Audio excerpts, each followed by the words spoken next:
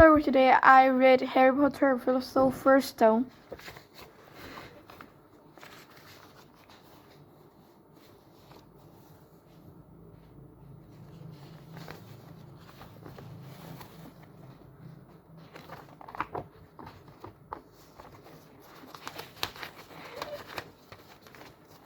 Yeah, said Hagrid, glancing up to listen.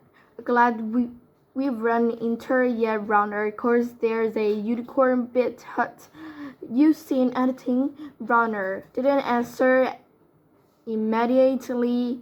He stared unblinkingly upwards, then sighed again.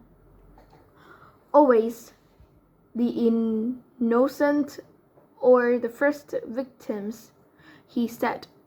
So it has been for ages past. So it is now. Yeah, said Hagrid. But have ya seen anything, Runner? Anything unusual? Mars is bright tonight. Ronan repeated. Well, Hagrid watched him impatiently. Unusually bright, yeah, but I was meaning anything unusual a bit nearer home, said Hagrid. So you haven't noted anything strange yet again? Ronan took a while to answer. At last, he said, the forest hides many secrets. A movement in the trees behind Ronan made Hagrid raise his bow again, but it was only the second centaur, black-haired and bodied and wider looking than Ronan. Hullo, Banner, said Hagrid. All right. Good evening, Hagrid. I hope you are well enough. Look, I've just been asking Ronan. You seen anything odd to hear lately? Only there's a unicorn being injured. Would ya now? Yeah, know anything about it? Ben walked over to stand next to Ronan. He looked skywards. Mars is bright tonight, he said simply. You've heard, said Hagrid grumpily. Well, if either of you do see anything, let me know, won't ya? We'll be off.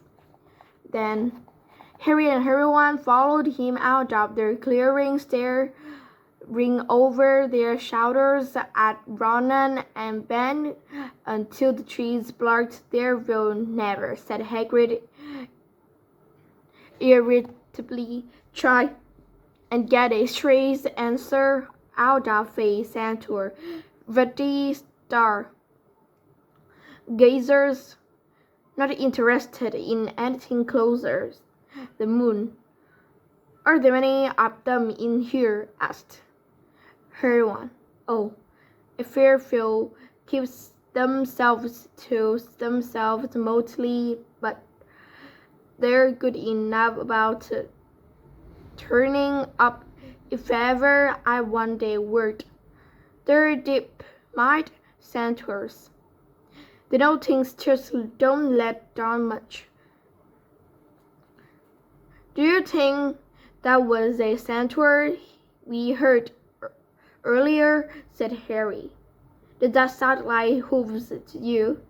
No. If you asked me, that was what's been killing the unicorns.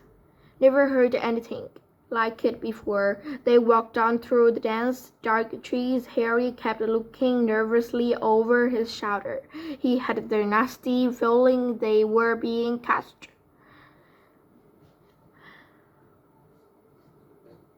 He was very glad they had Hagrid and his crossbow with them.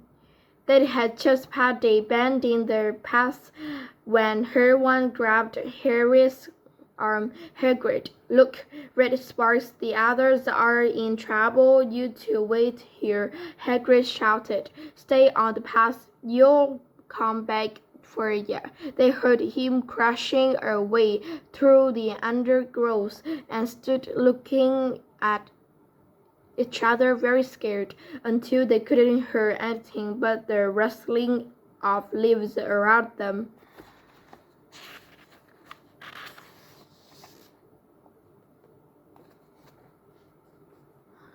"You don't think we've been hurt, do you?" whispered everyone. "I don't care if Malfoy has, but if something's got Neville, it's our fault he's here in the first place." The minutes dragged by. Their ears seemed sharper than usual. Harry seemed to be picking up every sign of the wind, every cracking twig. What was going on? Where were the others? At last, a great crunching noise announced Hagrid's return. Before Neville and Fang were with him, Hagrid was bumming. Malfoy, it seemed, had sneaked up behind Neville and grabbed him for a joke. Neville had panicked and sent up the spores. "We'll be lucky to catch anything now with the cricket you two were making right. We're changing groups. Neville, you stay with me and everyone's Harry, you go with Fang and this idiot. I'm sorry," Hagrid added in a whisper to Harry, "but he'll have a harder time frightening you, and we've got to get this done." So Harry set off into the heart of the forest with Malfoy and Fang. They walked for nearly half an hour deeper and deeper into the forest, until the path became almost impossible to follow because the trees were so thick. Harry thought the blood seemed to be getting thicker. There were splashes on the roots of a tree, as though the poor creature had been thrashing around in pen close by. Harry could see a clearing ahead through the tangled branches of an ancient oak. "Look," he murmured, holding out his arm to stop Malfoy. Something bright white was gleaming on the ground. They inched closer. It was the unicorn, all right, and it was that Harry had never seen anything so beautiful and said its long, slender legs were stuck out at odd angles where it had fallen, and its mane was spread purely white on dark leaves. Harry had taken one step towards it when a slithering sound made him freeze where he stood. A bush on the edge of the clear quivered. Then, out of the shadows, a hooded figure came crawling across the ground like some talking beast. Harry, Malfoy, and Fang stood transfixed. The clothed figure reached the unicorn and lowered its head over the wound in the animal's side and began to drink its blood.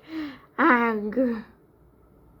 Before it let out a terrible scream and bolted. So did Fang.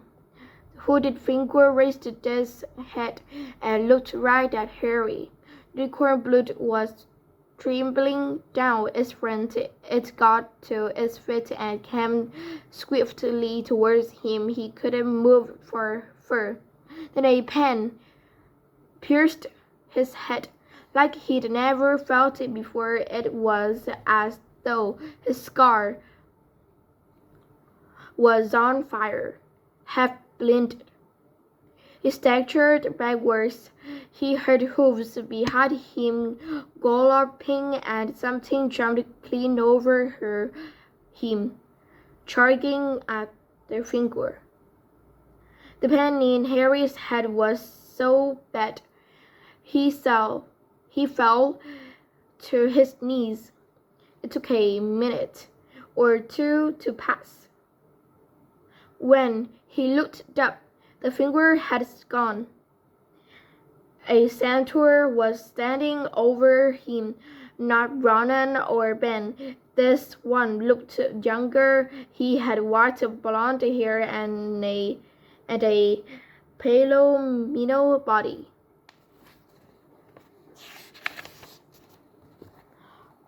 "Are you all right?"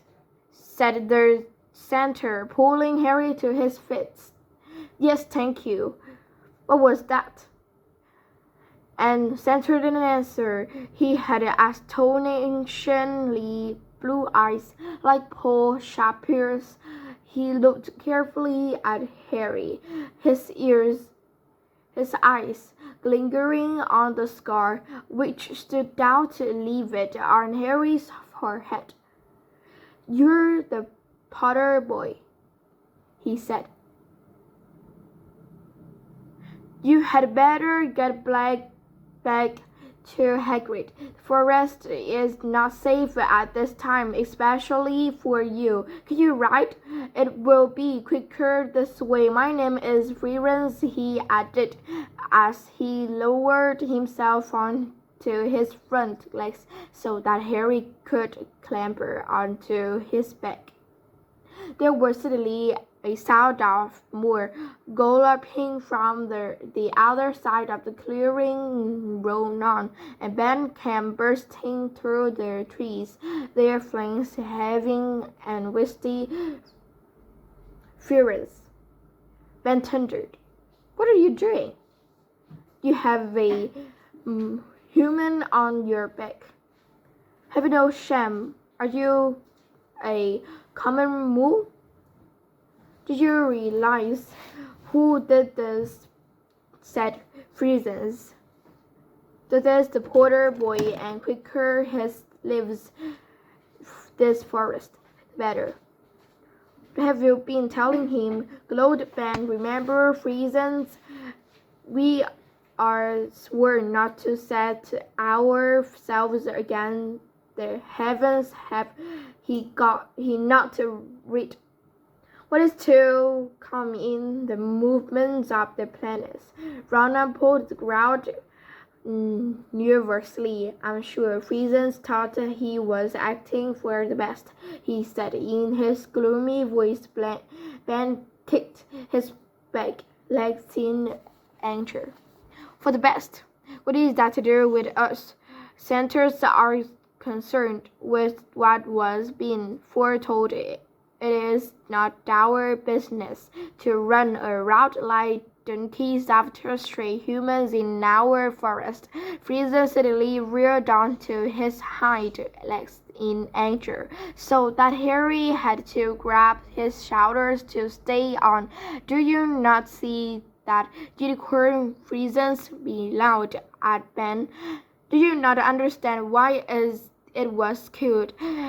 Or have the planets not let you in on the secret I set myself against?